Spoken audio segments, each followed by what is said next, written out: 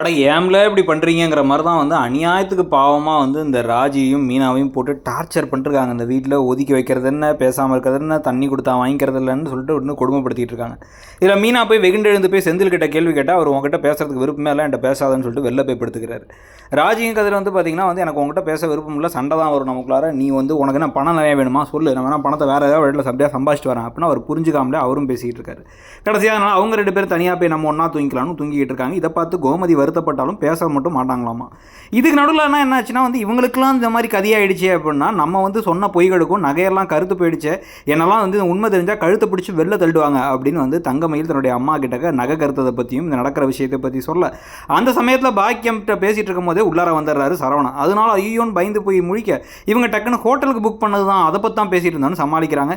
இது எப்படி தெரியாத நடந்த தப்பு தானே அப்படின்னு இவரும் சொல்லிக்கிட்டு இருக்காரு. ஆனால் சிக்கலில் தான் சிக்கிட்டு இருக்காங்க தங்கமயிலுங்கிறத பற்றி உங்கள் கருத்து என்ன?